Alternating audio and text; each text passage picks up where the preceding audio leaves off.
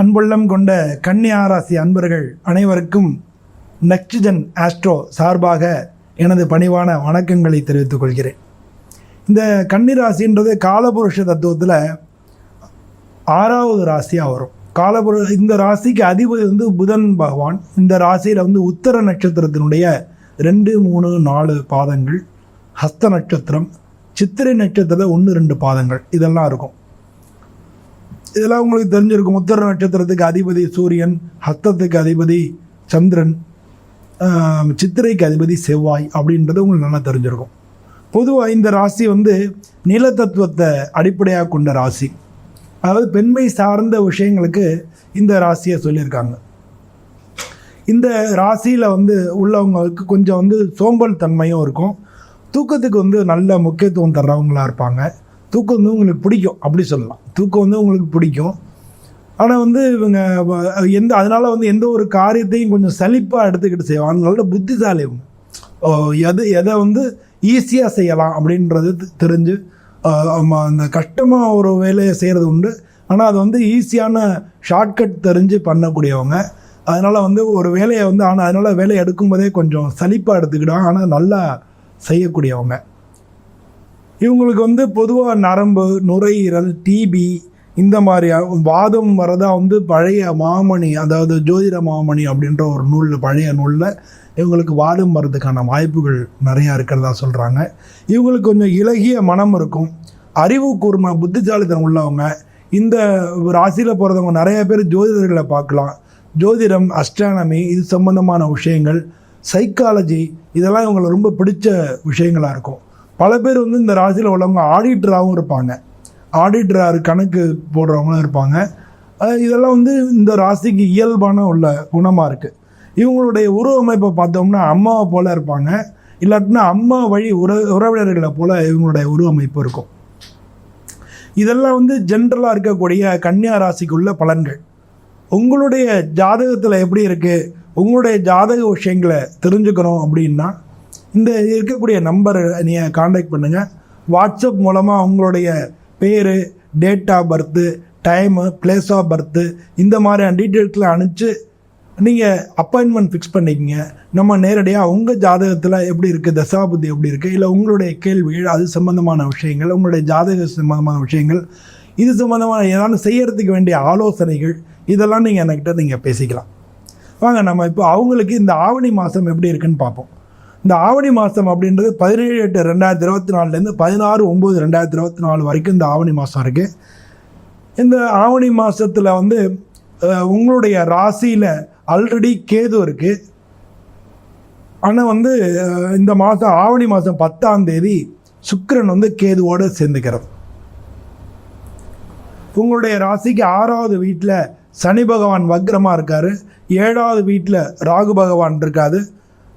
10வது வீட்டில் 9வது வீட்டில் குருவும் செவ்வாயும் இருக்கார். அதில் செவ்வாய் ஆவணி மாதம் 10ஆம் தேதி உங்கள் ராசிக்கு 10வது வீட்டுக்கு வந்துடுவார். உங்கள் ராசிக்கு 11வது வீட்டில் புதன் இந்த மாதம் ஆரம்பத்தில் இருக்காங்க. ஆவணி 10ஆம் தேதி புதனும் உங்கள் 11ஆம் வீட்டிலேருந்து 12வது வீட்டுக்கு வந்துடுவார் உங்கள் ராசியாதிபதி. பொதுவாக இந்த ராசிக்காரங்களுக்கு இந்த ஜென்ரலாக நம்ம எடுத்துட்டோம்னா இந்த ராசியில் இந்த மாதம் இவங்களுக்கு என்னென்ன மாதிரியான பலன்கள் நடக்கும்னு எடுத்துட்டோம்னா, பொதுவாக திருமணத்துக்கும் இந்த ராசி பல பேருக்கு உடல்நிலை கோளாறுகள், மருத்துவ செலவினங்கள் இவங்களுக்கும் அவங்க வீட்டில் உள்ளவங்களும் இவங்களுக்கே ஏற்பட்டிருக்கும். இவங்களுக்கே அது மாதிரி மன கஷ்டங்கள், மன ரீதியாக ஒரு நெகட்டிவ் தாட்ஸு, நமக்கு மட்டும் ஏன் இப்படி நடக்குது அப்படின்ற மாதிரி பல விஷயங்களை இவங்க நினைக்கக்கூடியவங்களாக இருப்பாங்க. பட் இவங்களுக்கு கொஞ்சம் உற்சாகமாக இருக்கக்கூடிய டைமாக பணம் சம்மந்தப்பட்ட விஷயங்கள் எல்லாம் நல்லபடியாக நடக்கிறதுக்கு ஏற்கனவே இவங்க பல நம்பிக்கை துரோகங்களை சந்தித்ததுனால இப்போ அவங்களுக்கு ஒரு சில ஆறுதல்களை தரத்துக்கான வாய்ப்புகள் நிறையா இருக்குது. சுக்கிரன் உங்கள் ராசிக்கு வரக்கூடிய ஆவணி 10ஆம் தேதிக்கு மேலே. உங்களுக்கு 6வது வீட்டில் சனி பகவான் வக்ரமாக இருக்கிறதுனால உங்களுக்கு மறைமுக எதிர்ப்புகள் இருக்கும். கூட வேலை பார்க்குறவங்கள்ட்ட நீங்கள் பேசிகிட்டு இருந்த விஷயங்கள் வெளியில் போய் உங்களுக்கு எதிர்ப்பாக திரும்ப இருக்கும். அதனால் யாரையும் நம்பி நீங்கள் எந்த பேச்சும் நீங்கள் பேசாமல் இருக்கிறது நல்லது. அதனால் கூட வேலை பார்க்குறவங்கனால உங்களுக்கு எதிர்ப்புகள் இருக்கும். ஒர்க்கில் ப்ரெஷர் இருக்கும். 6ல் சனி பகவான் இருக்கிறதுனால வேலையில் உங்களுக்கு அதிக ப்ரெஷர் இருக்கும், ஓவர்லோடு இருக்கும். அதே மாதிரி மேலதிகாரிகளுடைய ப்ரெஷரும் உங்களுக்கு நிறையா இருக்கும். உங்கள் ராசிக்கு 12வது வீட்டுக்கு அதிபதியாகவே சூரியன் வந்திருக்காரு. அதனால பல பேர் வந்து வேலையை விடுறதுக்கு வாய்ப்புகள் நிறையா இருக்குது.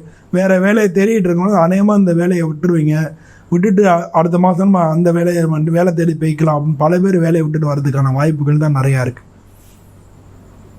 இந்த ராசியில் சேர்ந்தவங்க பல பேர் வந்து ஆடிட்டர், கணக்கு சம்மந்தப்பட்ட விஷயங்கள், சர்வீஸ் ஓரியன்டான விஷயங்கள், பல பேர் வந்து ஐடி அது மாதிரியான விஷயங்களாக இருப்பாங்க. அது மாதிரியான வேலை பார்க்குறவங்களா இருப்பாங்க. சொந்த தொழில் செய்கிறவங்க வந்து கான்ட்ராக்டு, அந்த மாதிரி கான்ட்ராக்டர்ஸு, அது மாதிரி ஏஜென்சிஸ் இது மாதிரி செய்கிறவங்களா இருப்பாங்க. அவங்க எல்லாருக்குமே வந்து இந்த மாதம் வந்து ஒரு சில செலவினங்கள் ஏற்படுறதுக்கான வாய்ப்புகள் நிறையா இருக்குது. ஆனால் வீடு, ரியல் எஸ்டேட்டு இது மாதிரிலாம் பண்ணுறவங்களுக்கு இந்த மாதம் வந்து 10ஆம் தேதிக்கு மேலே மிக நல்ல பலன்கள் ஏற்படுறதுக்கு வாய்ப்புகள் நிறையா இருக்குது. ஏன்னா உங்கள் 2வது வீட்டுக்கும் 9வது வீட்டுக்கும் அதிபதியான சுக்கிரன் வந்து உங்கள் ராசிக்கு வராரு. அதனால் வந்து பல பேர் வந்து வெளிநாட்டு ட்ரை பண்ணுறவங்களுக்குலாம் வெளிநாட்டு வாய்ப்புகள் திடீர்னு உங்களுக்கு அமையும். இல்லை வெளிநாட்டிலேருந்து உங்களுக்கு இருக்கிறவங்கள உங்கள் இடங்கள் நீங்கள் ரியல் எஸ்டேட்டில் இருந்ததுன்னா இடம் வாங்குறது, அது மாதிரி வெளிநாட்டிலேருந்து உங்களுக்கு பணம் சம்மந்தப்பட்ட விஷயங்களில் லாபங்கள் கிடைக்கும். ஒரு வீடு வேணும் அப்படின்னு நினச்சிட்டு உங்களுக்கு வீடு அமையறதுக்கான ரொம்ப நாள் தேடிட்டு இருந்தீங்க, எதுவுமே சரியாக இல்லாமல் இருந்தது, அது மாதிரி அமையறதுக்கு வாய்ப்புகள் இருக்கும். ஒரு சில பேர் தன்னோட வீட்டை சரி பண்ணி கட்டுறதுக்கான வாய்ப்புகள்லாம் ஏற்படும். இந்த மாதத்தில் உங்கள் தொழில் ஸ்தானத்துக்கு வந்து செவ்வாய் வந்து இந்த ஆவணி 10ஆம் தேதிக்கே வந்துடுறாரு. செவ்வாய் வந்து உங்களுடைய ராசிக்கு 3வது வீட்டுக்கும் 8வது வீட்டுக்கும் அதிபதி. அவர் தொழில் ஸ்தானத்தில் வர்றதுனால பல பேர் வேலை சம்பந்தப்பட்ட விஷயங்களில் இந்த மாதம் பெரிய தடங்களை ஆவணி 10ஆம் தேதிக்கு மேலே நீங்கள் சந்திக்கிறதுக்கு தான் வாய்ப்புகள் அதிகமாக இருக்குது.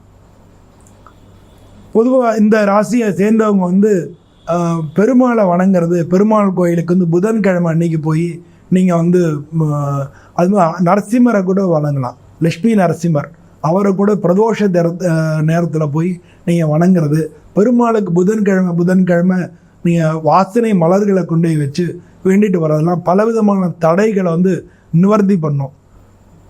பொதுவாகவே உங்கள் ராசியில் வந்து இப்போ கேது இருக்கார். ஆனால் வந்து இப்போ முன்னால் இருந்ததுக்கு தேவலான்னு சொல்லணும், முன்னால் உடல்நிலை கோளாறு இருந்ததுக்கு இப்போ தேவலான்னு சொல்லணும். குரு பார்வை இருக்கிறதுனால பொதுவாக அந்த ராசியை சேர்ந்தவங்களுக்கெல்லாம் குரு பார்வையும் இருக்குது, சுக்கிரனும் வந்து அங்கே சேர்ந்துக்கிறாரு.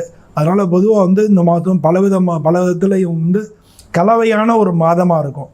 நிறைய பேர் வேலையை விட்டுட்டு வேறு வேலைக்கு தரவங்களுக்கு, ரியல் எஸ்டேட் பண்ணுறவங்களுக்கெல்லாம் முதல் பாதி நடக்காமல் இருக்கும், பின் பாதி நடக்கும். இந்த மாதிரியான கலவையான பலன்கள் நடக்கக்கூடிய மாதமாக இந்த மாதம் இருக்கும். இந்த மாதத்தில் இந்த பலன்களை பார்த்து இந்த சுவாமியை நீங்கள் வணங்கிட்டு நீங்கள் எல்லா விதத்துலையும் நல்லபடியாக இருக்கணும்னு சொல்லி நானா சுவாமியை பிரார்த்தனை பண்ணிட்டு உங்கள்கிட்ட விடைபெறுகிறேன். நன்றி, வணக்கம்.